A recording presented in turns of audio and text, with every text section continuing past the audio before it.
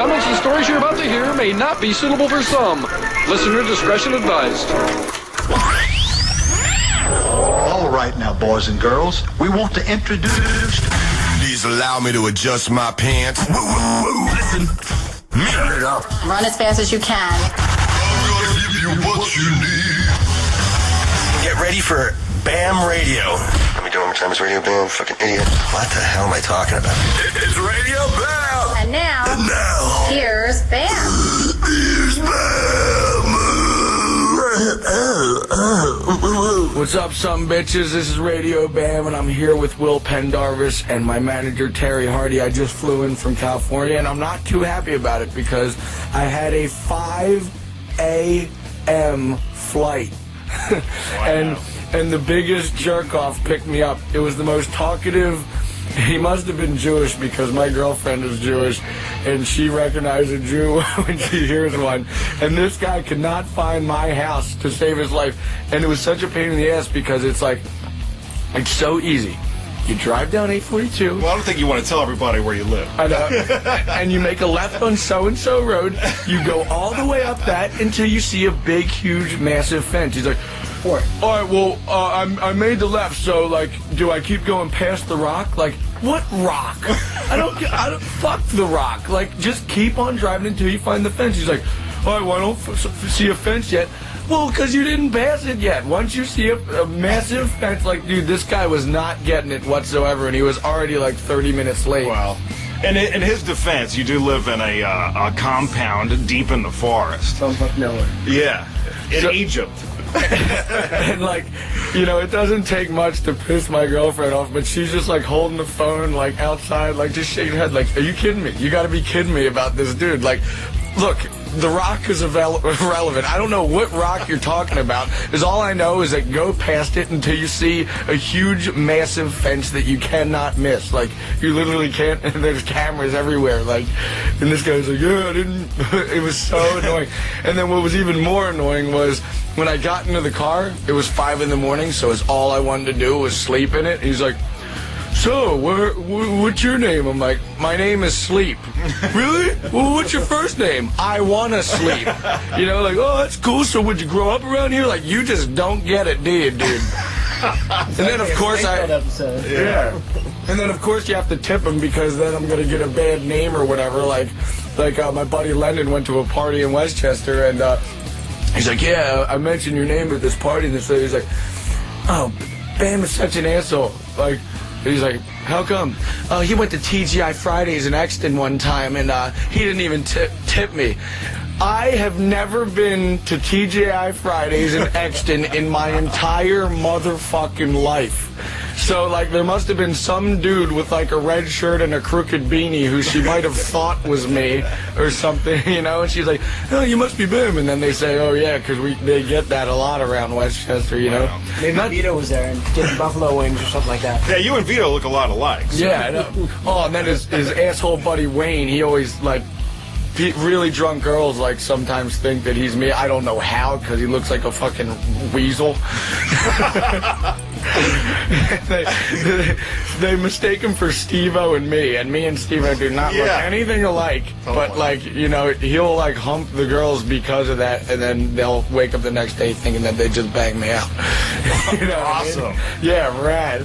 And then another time at Applebee's in Kennett Square, same situation, like, which I did go to dinner there, but I was having a meeting, and the guy's like, don't worry about it, dude, I got this one. So he puts his credit card on the thing, and apparently I guess he didn't tip very well, but I got the blame for it. I'm like, and then I saw the lady, she's like, you tipped me horrible. I'm like, I've been to that Applebee's once, and it was a meeting, and that guy offered to pay for it. Like, sorry that the dude who I had a meeting with that I just met gave you a bad tip, but it has nothing to fucking do with me.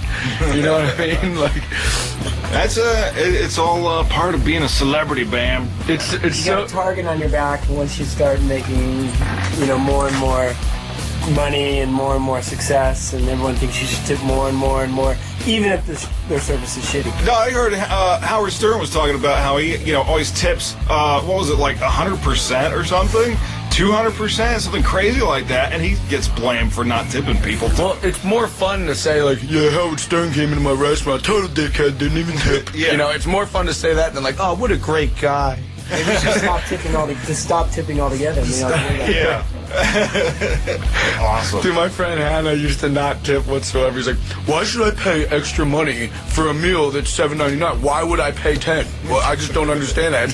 I'm like, well, don't eat with me then, dude. You know, if you're gonna make me look like a total jerk off. Well, what made you get on an airplane at 5 o'clock this morning to come to Los Angeles? You're still awake, basically, right? Yeah, pretty much, because well, you know, I just finished that Veins of Jenna video, and I'm going to Australia to do a Wolf Mother video tomorrow, so I wanted to have a little bit of time to do, you know, a Sirius radio, because I really hate having reruns, because all the diehard fans out there want to hear something new and what's going on for the new weekend, and the last thing they want to do is hear a freaking rerun. So I flew in early for you jerks, just so I could come into a radio show, play the Veins of Jenna thing, and then we're going to have a Jackass 2 screening for, like, Dedication. Element and everybody. So, awesome. Yeah, I'm pretty tired and bitter, but, you know, at least we got a new show, and I'm going to tell you about some more shit. But for now, I'm going to be playing, what are we going to start off with? Oh, we're going to start off with Placebo, their new album, Meds. This song is called Infrared. Dude, I like every song on this album, but let's hear it. Due to the graphic nature of this, check this out program. You need to come check this out, man. Say hello to everyone. Hello to everyone. Can I talk? Yeah, what's up, everyone? I didn't know you were recording this shit. I didn't know. It's on. It's on the radio channel now. No. Yeah. You're fucking kidding me. Can't say that. I'm sorry. Sirius 28 Faction. That was Placebo, Infrared, and I was just telling you about the the limo driver who was taking me to the Philadelphia airport at 5 in the morning trying to talk to me. Not to mention, I forgot the main thing. He hit a fucking deer. Oh, no. Oh, oops, forgot that part. It wasn't like a major thing, but it definitely scratched the side of the car. And I'm already late as it is because he couldn't find the fucking house, and he kept talking about this rock that I had no idea was there. I'm like, just look for the fence. So he gets out and he's looking at the dent. I'm like, buddy, you looking at the fucking dent isn't going to fix the dent. What's done is done. Get me to the fucking airport. Like, you dwelling about a dent in your car is not going to make the dent go away. Like, you shouldn't even have looked at it. Just hop in your car and fucking take me to the airport, you know? Oh, we just hit a deer. Yes, you hit the deer ran away, the deer's fine, and so is your car. It's a little fender bender, you'll fix it. You know what I mean? Like, what the fuck, dude? Getting out there and looking at it as I'm late for a flight is not going to, like, make that car any better. Like, the damage has been done. Well, maybe he wanted to get the information on the deer's insurance company. Yeah. Man, Track down the deer. your life is a living hell, Bam. Not to mention the cab dude that hit my car on Vine in Hollywood and then fled the scene. Remember that? Oh, yeah, this is the cab that hit your Lamborghini and then took off. Yeah. What's going on with that, man? Did they ever track that guy down? Well, he had crutches. He came out with crutches, and he was like, yeah, this is all your fault. All my fault? Yeah, right, dude. Wait till the police get here. You're driving around in crutches with a fucking foot cast. You're doomed any way you look at it. Then I think he really did get scared. So his Armenian ass took off and fled the scene. Awesome. Man almighty, dude. I got a question for you, Ben. You mentioned that you were going to go to a screening of the new Jackass movie. Have you seen the thing yet? Have you seen the whole thing? I haven't seen it completely from start to finish. I've always seen clips, and then, you know, they wanted to change songs and stuff like that. But I have not seen the opening, which I'm looking really forward to seeing, because I'm not going to give it away. But all that I'm saying is that I like being in control of my stunts, and the opening of this, I'm not in control because it involves really wild animals. And when I finished the opening of the movie and I wasn't too hurt, I was pretty thankful for that, but I still got a tattoo of a grizzly bear fucking a kitty cat, and the cat is saying, fuck Jeff. And Jeff is Jeff Tremaine, the director, who made me do the opening. I showed him the day I got it. He was laughing his ass off so bad. Awesome. Like, man, I have some pretty bad tattoos, but I mean, a big fat grizzly bear humping a cute little kitty cat saying, fuck Jeff, that's a pretty retarded ass tattoo. Thank God it's on my legs and I barely wear shorts. Awesome. Well, what you have seen of the movie, I mean, without giving anything away, how would you compare it to the first Jackass movie? This one I'm definitely more proud of, because it seemed like, I mean, Jackass 1 is fucking great, don't get me wrong, but we came out of doing like 5 seasons of a show straight to a movie, so we were already burned as it is. You know, with this movie, we had a 4-year window where everybody was just dying to get hurt again. So as soon as we started filming, we fly into Florida, and everybody, you know, it's just like, all right, who wants to get their dick chopped off and then throw it in the river? Like, me. Everybody's like dying to do it, when before it was just like, all right, who wants to do this pretty lousy stunt? Like, oh, I don't feel like getting hurt today, you know, like, this time everybody was hungry to take the best stunt, and it really shows. And if this movie doesn't make loads of money, I'm going to eat my hat.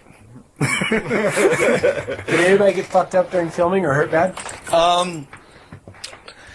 Dude, Knoxville bruises so easily. I think at one point, like, 50% of his entire body was just black and blue. Wow. And Steve-O went to the hospital for a real bad, I think he did something bad to his back, but he was out for like 50% of the movie, and you know, when that healed, he really had to take care of business for the last few months of filming, because there was one point where like we had 70% of the movie done, and Steve-O probably had 3 things, which is, you know, you're supposed to have at least 20 or something, you know. Yeah. Wow. Who's the most willing person out of the whole group? Who's the most willing person to take one for the team, would you say? I think on this movie, Knoxville, just because... Really? But he's Mr. Movie Star. Yeah, you know. Yeah, I want to bruise that pretty face. Well, I think maybe you realize that nobody gave a shit about him having 2 heads in Men in Black, and, you know, I mean, he might have got $1 million or whatever he got for having 2 heads in Men in Black, but, like, dude... People want to see him get kicked in the dick, dude. They don't want to see him wearing 2 alien heads. And I think he realized that, and that's why he went so all out on this one, because and the cool thing is, like, you know, I'll do a stunt, Steve-O will do a stunt, and, like, you know, I've seen Steve-O dwell on doing a bit for 40 minutes before he actually decided to do it.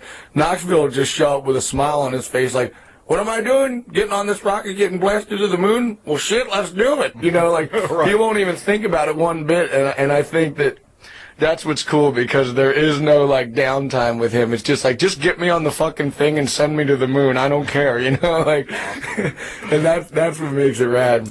Awesome. But, yeah, man, there's a lot of people coming up to the Paramount lot today to check it all out, and then off to Australia for a Wolf Mother video, which is going to be the single for the new movie. Oh, awesome. And, yeah, I guess I'm excited to go to Australia. I just don't want to go on that fucking long-ass flight.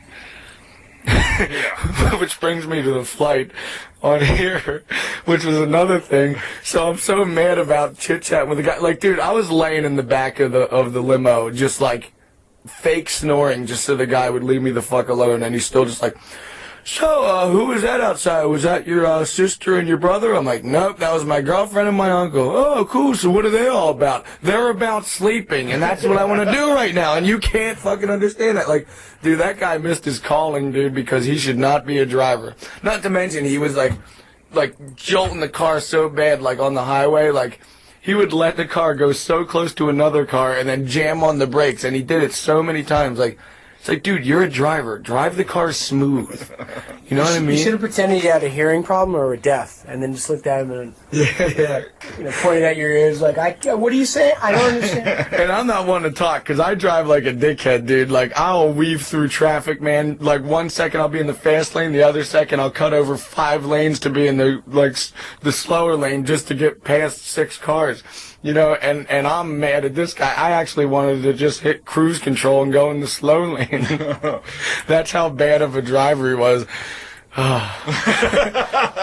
then I sit down in the plane. I'm like, thank God I could finally just sit here and relax. Then somebody sits down like, oh, so, you know, what are you doing up here in first class with all these tattoos and all? It's just like sleeping, dude. Like, you know, so everybody wants to know, dude, if you have like loads of like bracelets and all this shit and then tattoos that say bookworm on your knuckles, like, they want to know why you're sitting first class. And like, I usually just say, skateboarder, dude, leave me alone. I don't say the leave me alone part, because then they'd write letters to how I'm a dickhead, you know, just like those Applebee and TGI Friday jerk-offs.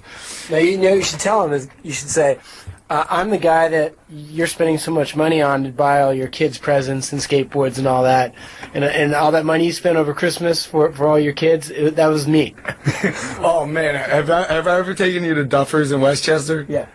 Well, we went to Duffers, and this drunk-ass bitch comes up, and I'm in the middle of a pool game with a buddy who I haven't seen in so long. And she comes up, like, so rude. She's like, "You're going to talk to my nephew from Florida because I make you money and I've bought your T-shirts and you're going to talk to him." I'm like, that's fine, lady, but, like, there's a different way to approach somebody, and that's not it. I'm in the middle of a pool game. You could have said, like, when you're done your pool game, can you please talk to, like, you know, my nephew from Florida?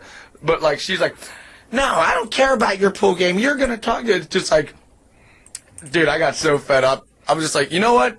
Fuck you. You know, I'm not going to talk to your nephew. I'm in the middle of a pool game, and you were so rude about it. You know, like, no, you're the one that's rude. Like, she came over to argue with me, and now I have, like, 10 of my buddies on my side. And she's like, "I'm never buying a thing of yours again." I'm like, I hope you fucking don't, because I don't want somebody like you wearing my shit because you're such a fucking bitch, dude. No, that's the thing, dude. I've been out with you enough to know that, you know, dude, you're way cool with everybody. I mean, like, when we stopped at that gas station and those gangsters came up and stuff, I mean, you're like, well, of course you could be nice to them. You have to be nice to them. But, but you're nice to everybody. yeah, I mean, like, even if I'm at the bar at 2 in the morning buzzing, I'm still nice to everybody. Like, but if you come up and approach me like that in the middle of a pool game, like, "You're going to talk to my nephew because I make you money by buying your shirts," not to mention she's dialing the wrong number, like, "Hello? Who's this? Oh, shit, I dialed the wrong number. Hang on," you know, and I'm sitting there waiting politely as my buddy's waiting, like, he's like, "You're shot, dude, you're solid," you know, I'm like, yeah, no, hang on, you know, and then after a while, it's just like, you know what, lady? You need to fucking quit drinking, get your shit together, and approach me in a nicer way, because you might think I'm a dickhead, but I think you're a fucking cunt, dude. Nice. You know what I mean? A demanding one at that. A demanding cunt. So this one goes out to her. This is Rammstein, Woo Bist Du. It's German. I don't even know what it means, but the riff rocks. This is Radio Bam, Sirius 28 Faction. Fuck the girl from Duffers. We're going hot right now. Oh. Stop. Run for your life. That's what we found in Don Vito's ass. This is Radio Bam, baby. Faction 28. All right, we're back. That was Rammstein, and I'm here with Will Pendarvis and Terry Hardy, a.k.a. Manager. And, What's that job like? yeah, what is that job like? It's kind of like a cross between a circus ringleader and a... it's probably just about a circus... that's probably the best way to put it, circus ringleader. Awesome. No, it's really not that bad. I think everyone has a different opinion of what they think it may be like, and I've worked for and with other really major people, and to be honest with you, Bam's one of the easiest ones because he knows what he wants, and it's there, and it's easy to make happen. It's just so hard when, like, you know, you give me a damn phone call. It says, like, "Yeah, Cheese Nips just called. They want $2 million for you to promote their product." Like, God damn, I just hate Cheese Nips, but I gotta say no. You know, like, I think a right guard commercial, like, I actually have fun doing those, and it's a one-day shoot, and, you know, Vito's there, like, drunk as hell, total piece of work. You know, like, it's a funny thing, and it's great money, and it's I truly don't think it's cheesy. I think it would be cheesy if I was like, "I'm Bam Margera, Cheese Nips are delicious," you know, like, you know, and that's what Terry does. He weaves out the good and the bad, even if it's loads of money. Terry's going to take that little piece right there. "I'm Bam Margera and Cheese Nips are delicious." And he's going to sell it to him. Nabisco, call us, please. Yeah. Anybody out there working for Nabisco? Yeah. But we do have cases and cases of Budweiser showing up for free now because Vito won't shut up about how he loves Bud Select on the show. Awesome. So I had to call Budweiser for a year straight to make him understand what the situation was, and we took the first step of free Bud for Vito, and he called me twice over the weekend to say thanks. Really? Wow. Even though a case a week for Vito will last 3 hours with him and his fucking scumbag buddies. Hey, you know, I love that new Charger. Those look awesome. I'm just hoping they're gonna mail me one. The Charger. Yeah. Oh, the Dodge Charger. Yeah, the Dodge Charger. Yeah. Yeah, anybody out there in Adland, listen to this great coverage you can get. Just call me.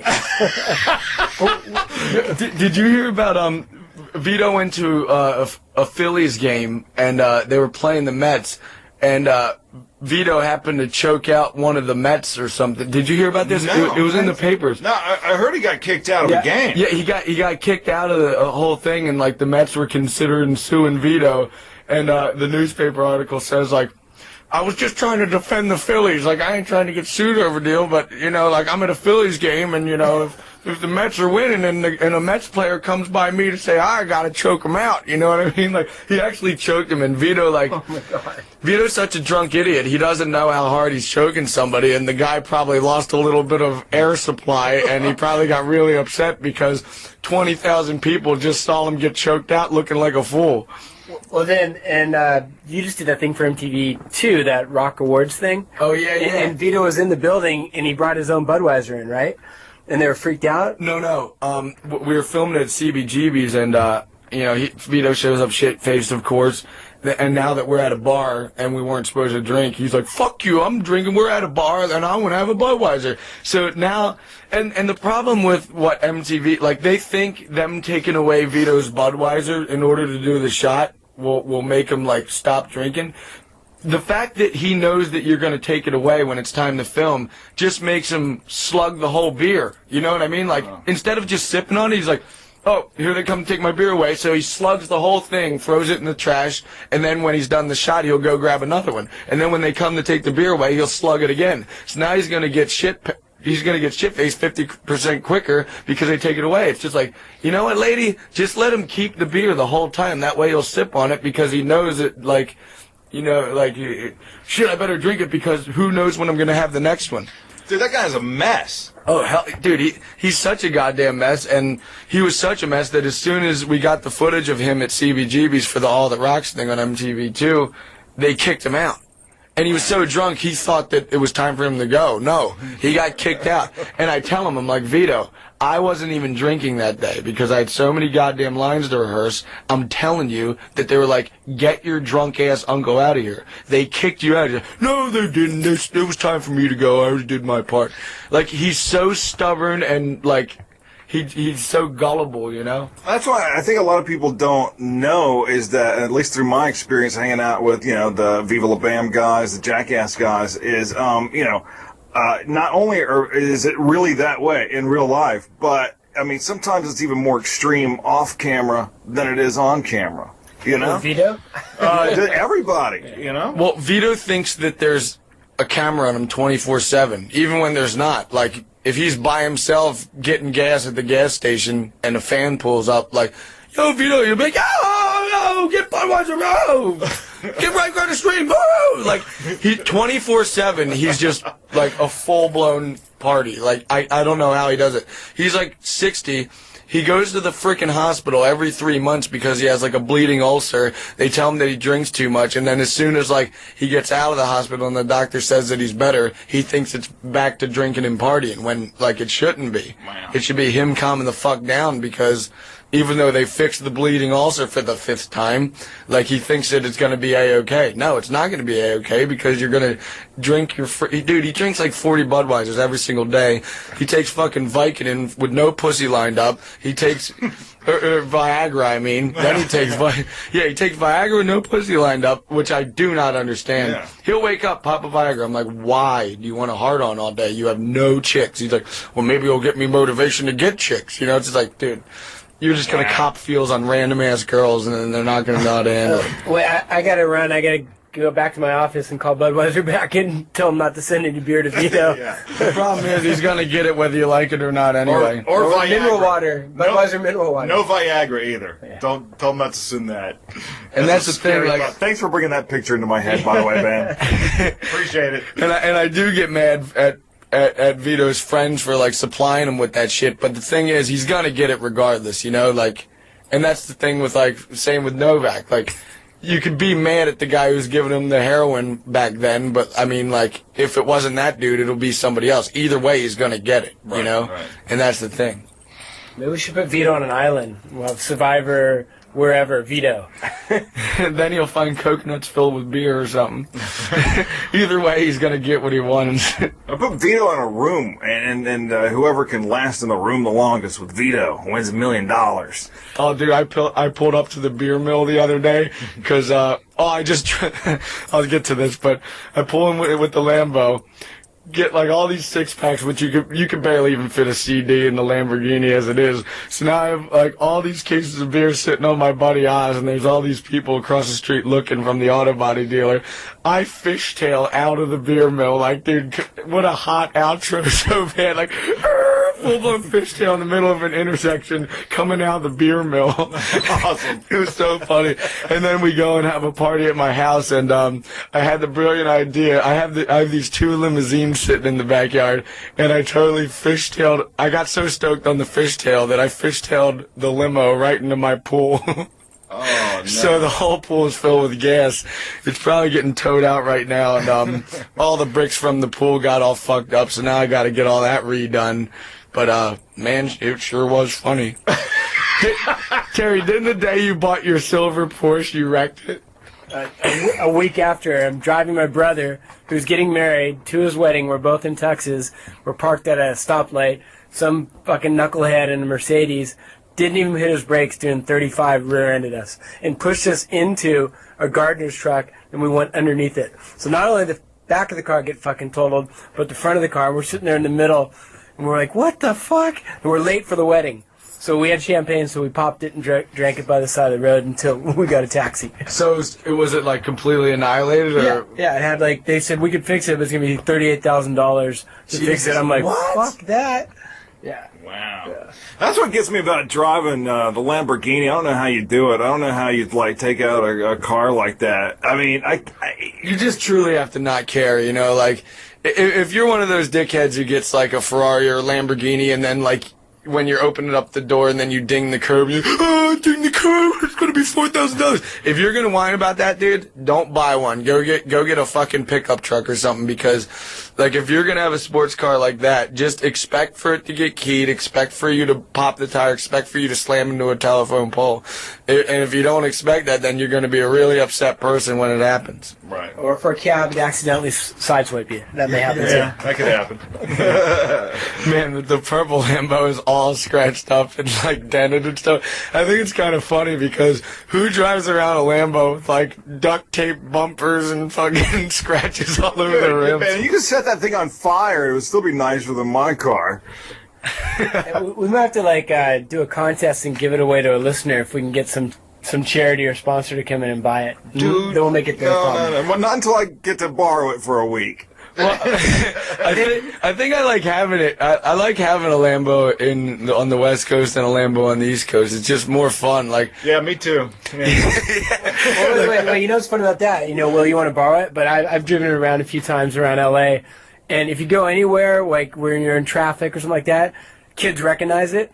So the windows are tinted. They don't know who's in it. So they're like taking pictures with their camera phones, doing all that. And then I roll down the window, and they're so fucking disappointed it's not Bam. I'm like, hey, sorry. They're like, oh, and they just speed away. Like, I don't know, man. I don't know. I think a lot of responsibility comes with driving that around town. It is Hollywood. Yeah, dude, roll down your window, man. Awesome. Oh, man, fuck. What an asshole. I just got a picture of Will Pendarvis and Bam's Lambo. Dude, I don't know, man. It is Hollywood. You think you'd be able to get a chick to climb into that thing? I don't know. Maybe no matter what you look like. Maybe put his hat on and a bunch of his gear and like a bunch of element gear, and then they'll think, yeah, there you go. There you go. Or we could just get shit-covered bum to drive it around.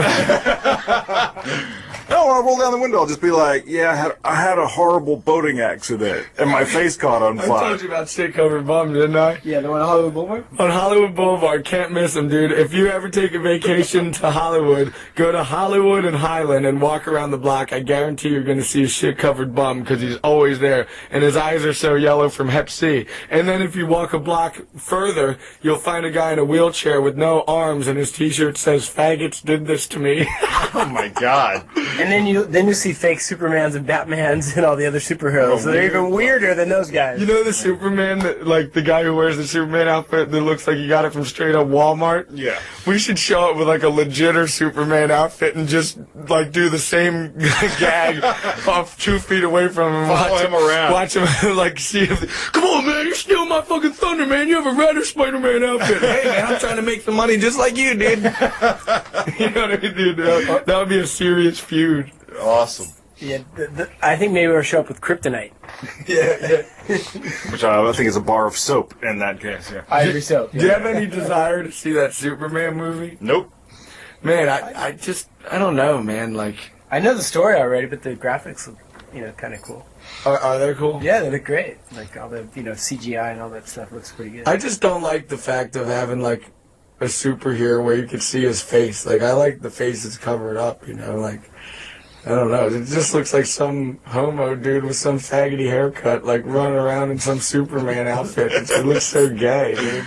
Well, how could you not in blue tights? I mean, come on. Do you think that guy's gonna have the curse of Superman like the other two? Each one shot himself, the other one, Christopher Reeve died from an accident. Yeah. Yeah, dude. I'm not one to believe in like superstition and karma and all that shit, but man, I would not. I don't care if they're like, yo, 200 million, you could be the next Superman. I don't care, dude. I ain't winding up falling off a horse, dude. Spend it quick. Spend that money quick, dude. Fucking A. All right, well, I'm going to play a song.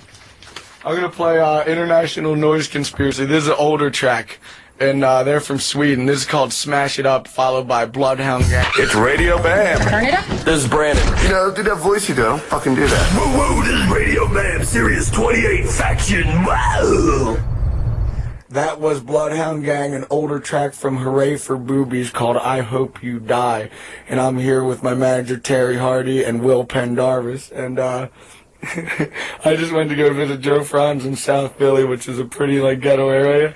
Decided to take the Murcielago up there to visit him. I swear to God, there's this group of, 8-year-old black girls. And I stop at a red light, and she goes like this to me. Damn, nigga, that car fat as shit, yo. You're 8. And why you talking like that? An 8-year-old girl. Damn, nigga, that car be fat as shit, yo.